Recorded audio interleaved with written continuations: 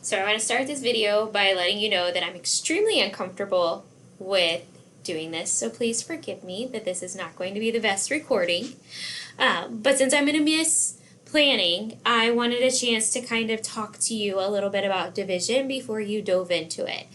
What we're going to talk about on this video are the types of division, and this is just your knowledge. You don't have to teach this to kids. We're going to just dive right on in. There's two types of division that we use, and we're going to look at both of them because even though the equations are written the same, the models and how we say things are not the same. And when those kids get to grades 3 through 5 and they have to represent with decimals and fractions, it's really going to mess them up if we don't give them a good, solid, strong foundation to begin with. So the first type of division we're going to look at is division by sharing, or sharing equally. Sorry, I'm going to read my notes, which is going to be on this side. This is the most common one that we're used to doing. And so let's just take a peek at a scenario of, let me rewind. So in these types of scenarios, you're going to be told the number of groups you have, and you're trying to figure out how many go into each group. So let's look at one of those scenarios. This one says, Farmer Dale has 16 pigs on his farm. He put them into 4 pens. Each pen had an equal number of pigs. How many pigs were in each pen? So when we break it down, I know that he has 16 pigs, and he put them into 4 pens. So this is my groups.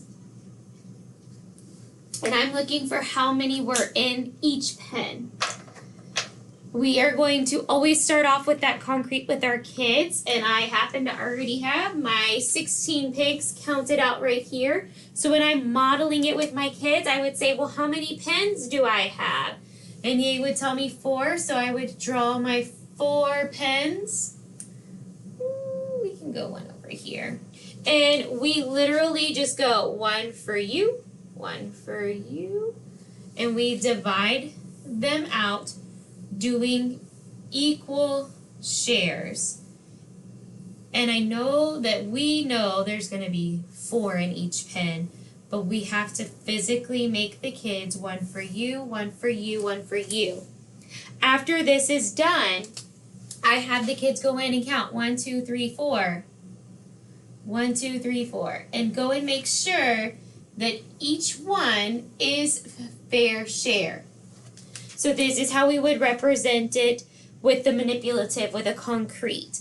Your picture would be the same way. You would have your 4 circles, and you just count, whenever we actually draw our pictures, we would go 1, 2, 3, 4, 5, 6, 7, 8, 9, 10, 11, 12, 13, 14, 15, 16.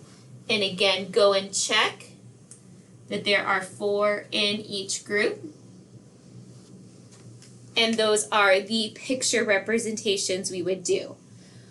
With multiplication, we always called them multiplication scenarios, and we were doing repeated addition. Division is the same way. It's a division scenario, and we do repeated subtraction. So I started with 16, and I would say 16 minus 4 minus 4 minus 4 minus 4 equals 0. So that then I can see 1 group, 2 group, 3 group, 4 group.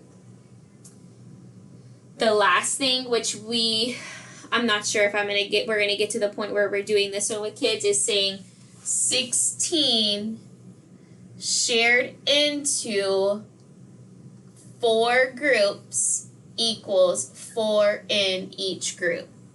So then our words 16 shared into 4 groups is 4 in each group. Yeah, you can barely see that in the video. So that is division by sharing. This is the most common one. We like it. It's easy to represent. The other type of division is called division by grouping or by partitioning into equal shares. I like division by grouping better. It's easier to say. And in this one, you're given the number that are in each group, and you have to figure out how many groups you have. So let's look at one of our scenarios. It's Sarah wants to put 21 cherries in bags. She will put 7 cherries in each bag. How many bags will Sarah need? So she has 21 cherries. I happen to have my 21 cherries ready to go. And she's going to put 7 cherries in each bag. So for this one, kids are going to be skip counting. And so they're going to have to say, here is 7 cherries. There's 6, 7. This is a bag. They're going to have to go in 7 more. This is a bag. And 7 more. And this is a bag. So then they have to see 1, 2, 3 is how many bags I would need. To visually represent that or to draw it with your picture, you would draw your bag and count 1, 2, 3, 4, 5, 6, 7. 1, 2, 3, 4, 5, 6, 7. 1, 2, 3, 4, 5, 6, 7. And I should not have counted 7. I should have said 7, 8, 9, 10, 11, 12, 13, 14, 15, 16, 17, 18, 19, 20, 21. And the kids will actually 7, 14, 21. They have to skip count when they go through. Double check they have 7 in each, but that's how they're going to have to figure out their numbers.